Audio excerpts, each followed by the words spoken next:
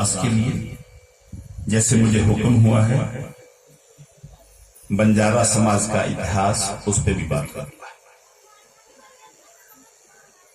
आज जो संसार है, संसार के अंदर साइंस ने बड़ी तरक्की करी है, लेकिन आध्यात्मिक तौर पर इस संसार के अंदर मानव के मन के अंदर बड़ा कौतूहल है, अशांति है। अगर रुपए से शांति मिलती होती ना, तो अमेरिका दुनिया का सबसे अमीर मुल्क है, वहां पे शांति होती, और अमेरिका में ही सबसे ज्यादा पागल है। मन की शांति के लिए हमें गुरु के साथ जुड़ना होगा। दूसरी, गुरबाणी हमें सत्य का सामना करवाती है। बच्चा पैदा हुआ, बड़ा हो रहा, मां खुश होती है। गुरु साहब क्या फरमाते हैं? जननी जानत है सुत बड़ा होता है। मां तो जो समझ रही कि बच्चा बड़ा हो रहा, इतना को न जाने दिन दिन आवत घटत है। ये तो नहीं जानती रोज उम्र कम हो रही है। पेखत ही जमराव हंसे, मां पर हंसता है जमराज कि ये खुश हो रही है, मैं खुश हूं कि इसके जिंदगी के दिन कम हो रहे हैं। आज संसार के अंदर जो क्रांति आई है, वो क्रांति किसी फोटो ने कागज की नहीं, किसी मूर्ति ने नहीं लेके आई। इस संसार में जब भी क्रांति आई है, वो विचारों से आई है। गुरु ग्रंथ साहब सच्चे पातशाह जी महाराज जी के अंदर 35 महापुरुषों के विचार हैं, गुरु नानक से लेकर। गुरु नानक ने वो वाणी एकत्र करी है। और फख्र किया करो, आपका नाम गुरु ग्रंथ साहब के अंदर गुरु साहब दर्ज करके गए हैं। वंज करो वणजारियो, वखर लेहो संभाल, तैसी वस्त्र बिसाइए जैसी लगे नाल। ये व्यक्ति इस संसार पर वणजारा बन के आया है, व्यापार करने आया है, नाम का व्यापार करना है। ऐसी वस्त्र को खरीदो जो साथ चली जाए, वो सिर्फ प्रभु का नाम है। हर गुर शरणाई पाई है, वणजारिया मित्रा।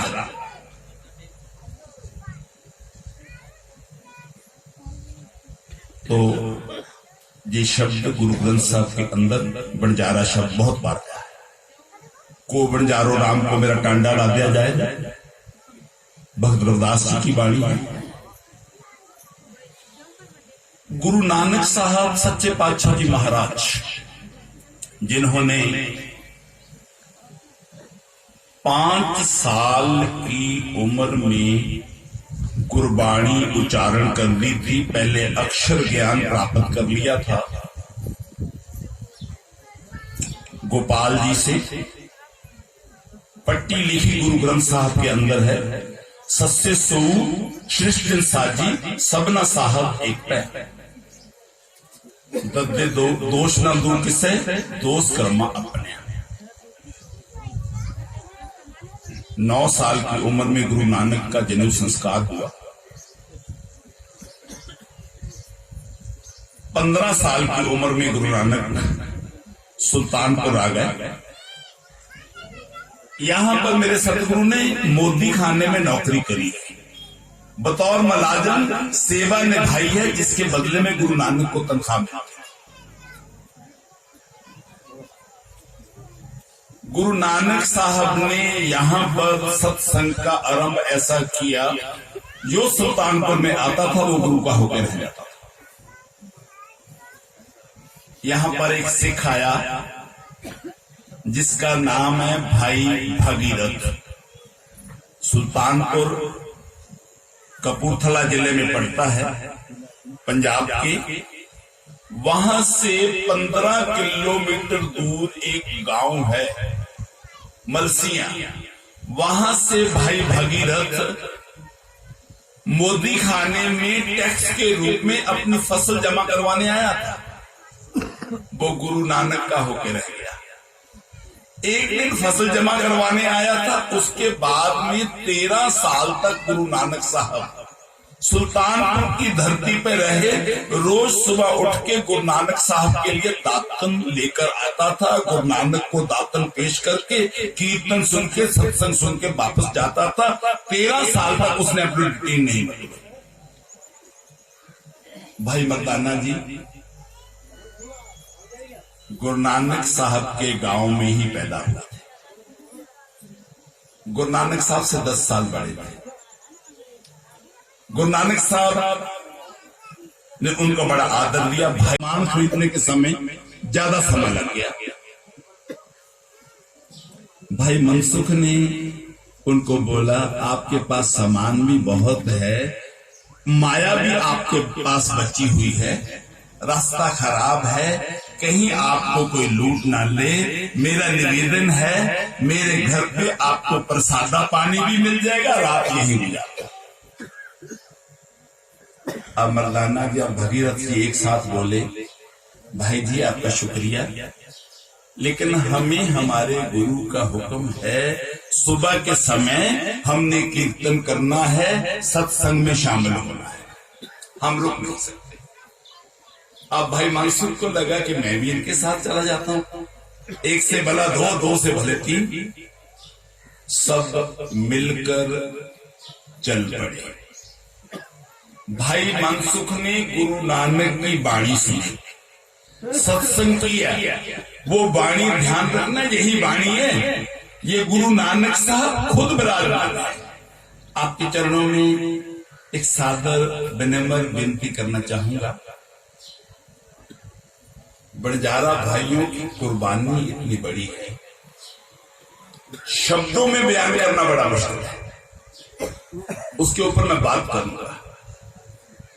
जब गुरु नानक साहब खुद विराजमान है, जब गुरु नानक की संगत में आना है, हम किसी इंसान को माथा नहीं टेकते, किसी इंसान के आगे नहीं झुकते, लेकिन ज्ञान के आगे, गुरु नानक के आगे, गुरु ग्रंथ साहब सच्चे पातशाह जी महाराज जी के आगे झुकते हैं। जैसे ही आप पंडाल में आओ, सत्संग में आओ, सबसे पहले आगे गुरु महाराज जी को नमस्कार करना है, इनके चरणों में झुकना है। आगे से ध्यान रखना, आप खुशकिस्मत हो, अच्छे कर्म है हम सबके कि गुरु ग्रंथ साहब सच्चे पातशाह जी महाराज खुद चलकर यहाँ पर आए ने, गुरु नानक साहब खुद विराजमान है। और ध्यान रखना, ये भाई मनसुख गुरु नानक का सिख हो गया। कुछ समय बाद श्रीलंका व्यापार करने चला गया। बंजारा है ना, बंजारे तो आप भी यहां इसीलिए आए हो, आपका जो पिछोकड़ है, जो पिछला आपका घर है, आपके जो पहले बुजुर्ग है धज को धज, ये राजस्थान के रहने वाले थे। फिर आप पाकिस्तान में चले गए, खैराबाद के आसपास मुजफ्फरपुर जिले में। उसके बाद में व्यापार करने निकले तो जहां जहां जगह मिली वहां पे टिक गए, यहाँ पे। इसी तरह से भाई मनसुख लाहौरिया श्रीलंका चला गया। श्रीलंका में वैष्णव मत का प्रभाव था, सारे व्रत रखते थे। गुरु ग्रंथ साहब सच्चे पातशाह जी महाराज व्रत रखने से मना करते हैं। छोड़े अन्न करे पखंड, ना सहागन ना रंड, खाना छोड़ के पखंड करना गुरु महाराज नहीं फरमाते। अब पूरी बस्ती ने, राजा शिवनाथ उसका नाम है, वहां के राजे का, व्रत रखा। भाई मनसुख कीर्तन कर रहा, गुरु का शब्द को गा रहा, लेकिन उसने व्रत नहीं रखा। पुजारी ने उसकी शिकायत कर दी, ये व्यक्ति बाहर से आया है, यहां पे व्यापार कर रहा, अमीर भी बहुत बन गया, लेकिन इसने हमारी मर्यादा को तोड़ा है, इसने व्रत नहीं रखा। राजा ने उसको बुलाया, बात सुने बगैर जेल में बंद कर दिया। अब जेल राजा के महल के पास थी। राजा तो मखमली गदेले पे सो रहा, सोने की कोशिश कर रहा, उसको नींद नहीं आ रही, पासे मार रहा, लेकिन उसको एक आवाज आ रही है जो भाई मनसुख बंजारे की। वो कीर्तन कर रहा, वो गुरु नानक के गीत गा रहा, वो गुरु नानक के बोल उच्चारण कर रहा है। राजे को सारी रात नींद नहीं आई मखमली गदेले पे, और भाई मनसुख सारी रात गुरु नानक के चरणों में जुड़ा रहा, उसके गीत गाता रहा, रब्बी बोल गाता रहा।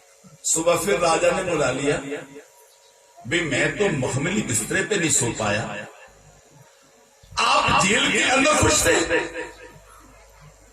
बहुत बड़ा सवाल है, किसी बंदे को जेल में बंद कर दिया जाए वो खुश हो?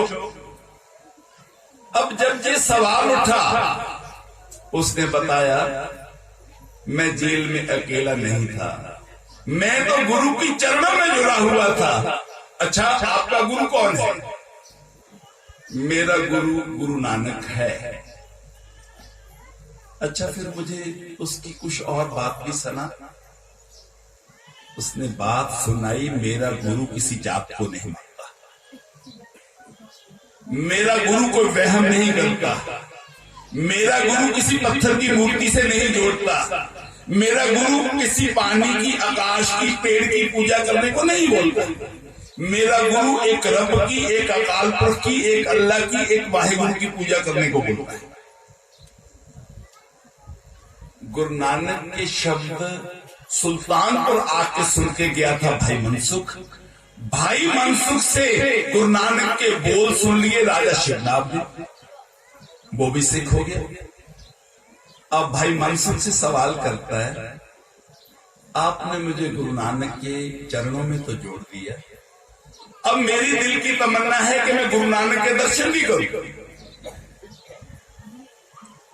अब भाई मनसुख ने राजा को समझाया, आप सच्चे इरादे को गुरु नानक, सच्चे इरादे से गुरु नानक को याद कर लो, गुरु नानक खुद चलकर आ जाएगा। ऐसा हुआ भी। अपनी उदासी के दौरान गुरु नानक साहब सच्चे पातशाह जी महाराज श्रीलंका गए। तब तक एक बंजारा जो व्यापार करने के लिए गया था, धंधा करने के लिए गया था, उसने एक राजा को और उसकी पूरी प्रजा को सिख बना के गुरु के चरणों के साथ जोड़ दिया।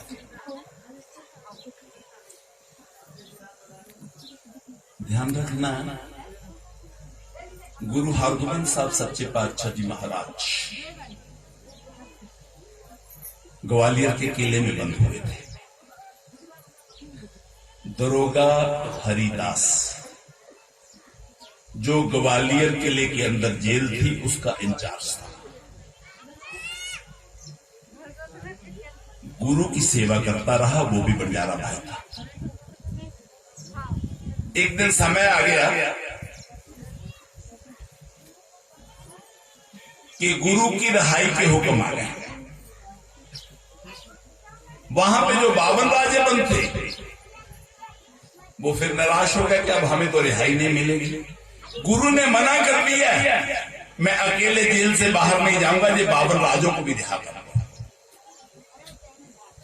अब हरिदास दरोगा सवाल करता है, सतगुरु ये लोग क्या सिख हैं? गुरु साहब बोले नहीं। क्या आने वाले समय में जो सिख बनेंगे? बोले नहीं बनेंगे। आने वाले समय में इनको सिखी से, इनसे सिखी को कोई फायदा होगा?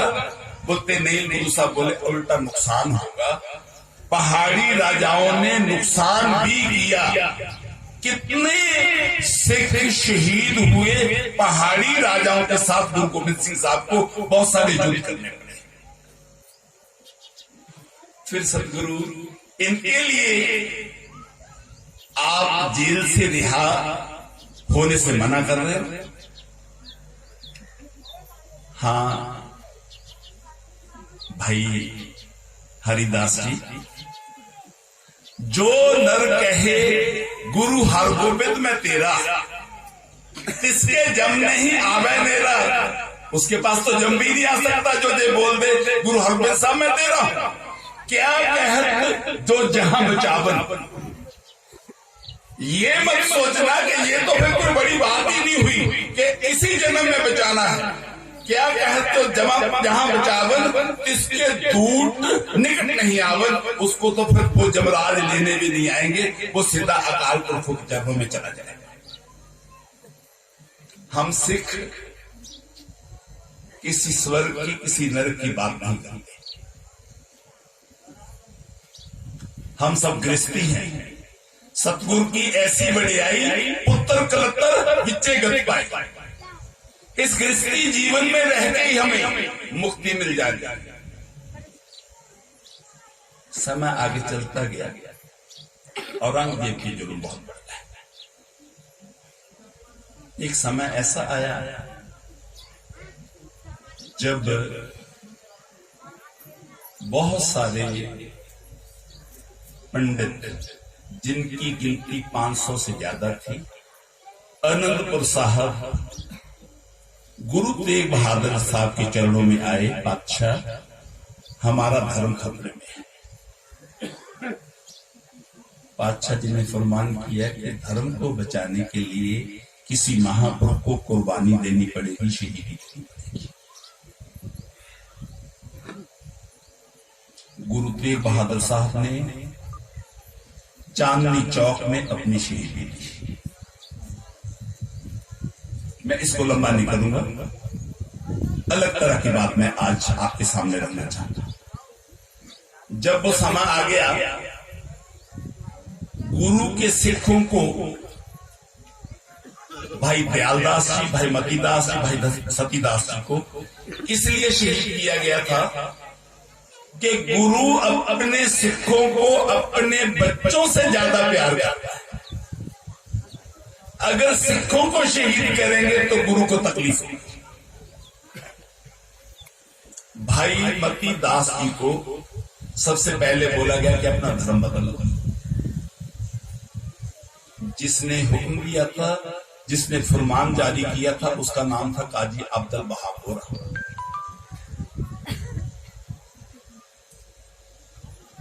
भाई मती दास जी ने मना कर दिया। अब उसके लिए शहीदी का तरीका क्या रखा गया? लकड़ी के फट्टे ले आके उसमें उसको बांध दिया गया, सर पे रख के आरे से चीर कर 2 फाड़ कर। ध्यान रखना, उनका इरादा भाई मतीदास जी को शहीद करने का नहीं था। उनका इरादा था कि इसके शीश पर जब आरा चलेगा, सर को काटना बड़ा मुश्किल है, हड्डी बड़ी सख्त होती है, इसको तकलीफ होगी, ये मुसलमान बनने के लिए मान जाएगा, तो हम इसको छोड़ देंगे। अब उनको तो आरा चलाने की जल्दी नहीं है, उन्होंने आरा आस्ता आस्ता चलाया। लेकिन गुरु का सिख जिसने जपजी साहब की वाणी का पाठ करना शुरू किया, पाठ करते करते 15 मिनट से ज्यादा समय लग जाता जपजी साहब का पाठ। जपजी साहब का पाठ भी संपूर्ण हो गया। भाई मतीदास के भी 2 टुकड़े हो गए, सर के बीच से रख के आरा चला रहे थे, बीच में से काटने तक का 15-20 मिनट का समय है। काजी अब्दुल वहाब बोरा हार गया। दूसरा भाई दयालदास, ये भाई मनी सिंह जी का सगा बड़ा भाई है, ये भी बन जा रहा है। पहला तरीका उसने बड़ा सख्त अपनाया, लेकिन वो तरीका कारगर नहीं हुआ। सिख के 2 टुकड़े तो हो गए, लेकिन मुसलमान नहीं बना, अपना धर्म तब्दील नहीं किया। काजी अब्दुल वहाब बोरा ने सोचा अब तरीका बदल लेते हैं। उसने दूसरा हुक्म सुना दिया कि ठंडे पानी की देग के अंदर इसको बैठा दो, देग के नीचे आग लगा दो, आग जला दो।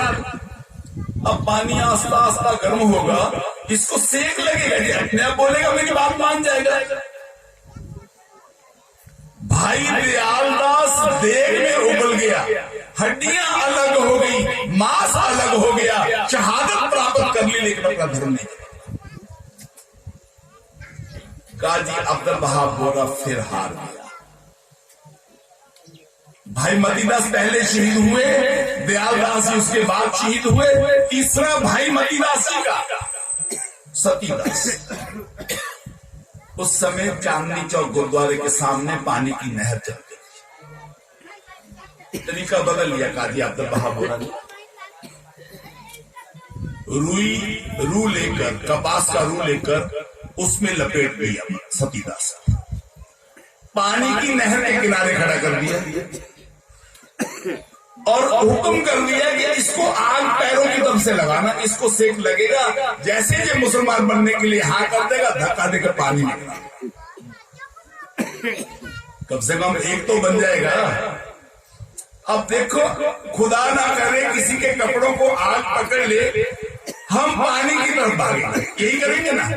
लेकिन यहां पे गुरु के सिख को पानी के किनारे खड़ा कर रखा है, पीछे पानी की नहर है, आगे गुरु के सन्मुख खड़ा है, पैरों की तरफ आग लगा दी गई, रूई में सड़ के शहीद हो गया, पानी की तरफ पीठ रखी है, अपना चेहरा है जो गुरु की तरफ रखा है, वो भी शहीद हो गया। काजी अब्दुल वहाब बोरा के मन में आई, जिस गुरु के सिख इतने पक्के हैं, वो गुरु मेरी बात नहीं माने। क्योंकि गुरु नानक ने जो समझा दिया, जो तो प्रेम खेल का चाओ, सिर धर पड़ी कड़ी मेरी आओ, इत मार्ग पैर धरी जय, सिर बीजे कान न की। काजी अब्दुल वहाब बोरा गुरु के पास गया, रस्मी तौर पर दोबारा गुरु साहब को बोला, गुरु साहब हम आपका सिंहासन औरंगजेब के बराबर लगा देंगे, आप पूरे भारत के गुरु बन जाएंगे, आपका औहदा बहुत बढ़ जाएगा, आप मुसलमान बन जाओगे। गुरु ने इनकार कर दिया। अब क्या? काजी अब्दुल वहाब बोरा ने गुरु से एक सवाल पूछा, गुरु जी हमें पता है आप हमारी बात नहीं मानोगे, आपने अपने बच्चों को, अपने सिखों को शहीद होते हुए देखा, आप विचलित नहीं हुए, आपके सिख इतने पक्के हैं तो गुरु कैसा होगा। अब आप हमें बताओ, जिस धर्म को लेकर आप अपनी शहादत दे रहे हो, बलिदान दे रहे हो, जनेऊ भी आप नहीं पहनते, धोती भी आप नहीं पहनते, गायत्री मंत्र भी आप नहीं पढ़ते, टिक्का भी आप नहीं लगाते, उस धर्म के लिए शहीदी प्राप्त कर रहे हो, बात समझ में नहीं आती। गुरु साहब ने जो बोल कहे दिल को छू जाते हैं। काजी अब्दुल वहाब बोरा ये बात इंसानियत की है। आपके मन के अंदर जो जातिवादी जहर बैठा है, कट्टरता जो बैठी है, वो आपको ये बात समझने नहीं देगी। आज हिंदू कमजोर है, मुसलमान ताकतवर है। अगर उल्टा होता, हिंदू ताकतवर होता, मुसलमान कमजोर होता, आप मेरे पास आते कि हमारा धर्म खतरे में है, हम आपका धर्म बचाने के लिए भी शहादत प्राप्त कर लेते, अपनी कुर्बानी दे देते, हम इस धर्म को नहीं मानते। लेकिन इस संसार में हर एक व्यक्ति को अपने अपने अकीदे के अनुसार अपना अपना धर्म मानने की छूट होनी चाहिए। हमें किसी दूसरे के धर्म में दखलंदाजी नहीं करनी चाहिए। ध्यान रखना, इसके ऊपर कुरान भी बोलती है। कुरान में लिखा है ला इकराहा फिद्दीन, दूसरे के मजहब में दखलंदाजी मत करो, नहीं करनी चाहिए। जो किसी तरीके से भी किसी को भी मानता है, उसको गलत ठीक नहीं बोलना चाहिए। जो हमारा गुरु बोलता है, जो हमारे लिए हुक्म है, हमें तो सिर्फ वही मानना है।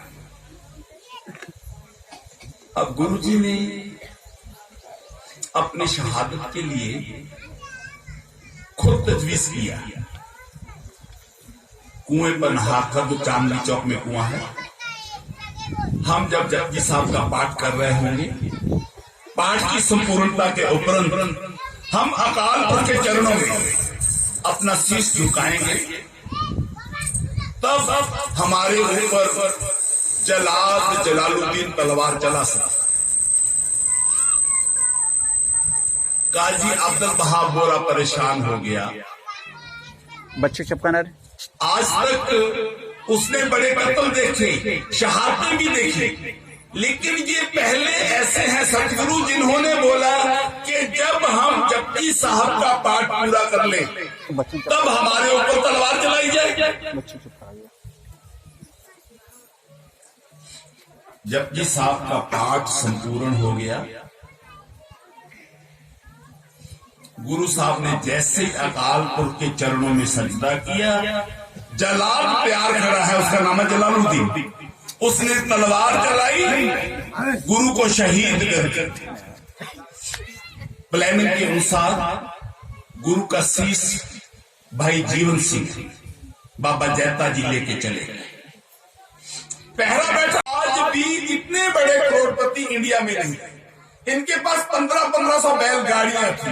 ये बहुत बड़े मक्खन शाह लुबाना तो उस समय, आज की बात हम पर नहीं है।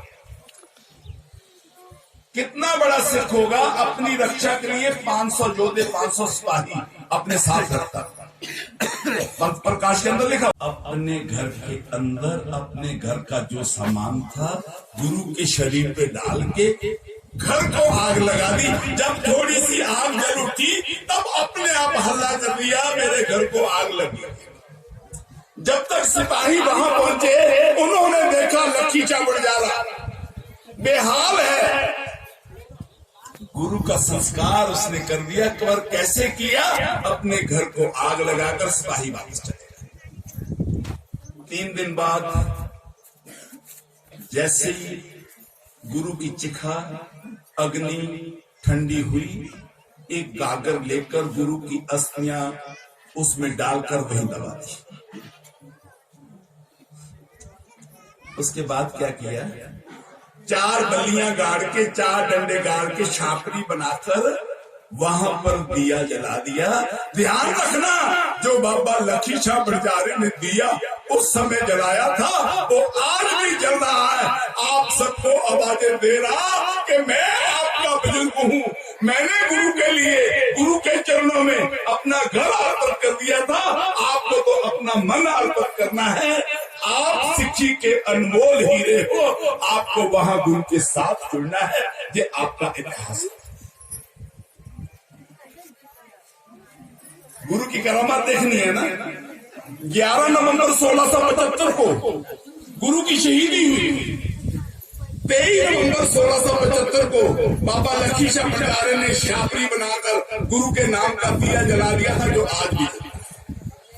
काजी अब्दुल वहाब बोरा, जिसने गुरु को शहीद करने का हुक्म दिया था, वो पागल हो गया, अपने घर गया। उसने अपनी जिंदगी गुरु तेग बहादुर साहब के शहादतनामे पे साइन किए। घर पे गया। 8 बेटे हैं बाबा लखी शाह बड़जारा के। नगाइया जी, हेमा जी, हाड़ी जी, सबने अमृत छका, सबने केस रखे, खंडे बाटे की पहल। पंडारा जी, बख्शी जी, बाल जी, और सबसे छोटा है जवाहर सिंह। जो सबसे छोटा बेटा है ना, अनंतपुर साहब के अंदर 1704 में साहबजादा अजीत सिंह के साथ मैदान जंग में जूझता हुआ शहीद हुआ। बड़ा बेटा बाद में 1709 में शहीद हुआ। हेम सिंह 1700 में शहीद होता है। यही पर बस नहीं है, बाबा लखी शाह बड़जारा की एक बेटी जो खैरपुर में पैदा हुई थी। इनका पिछला गांव पाकिस्तान में खैरपुर है। उसकी शादी भाई मनी सिंह से हुई थी। बीबीसी तो जो लखी शाह बड़जारे की बेटी है, उसने अमृत छक लिया, खंडे बाटे की पाहुल ले ली, उसका नाम रख दिया गया बसंत कौर। लाहौर के अंदर जब शहीद भाई उनकी गर्दन पे गंडासा, उसकी बहुएं कैद में, पोतरे पोतरियां कैद में, बीबी सीतो को, बीबी बसंत कौर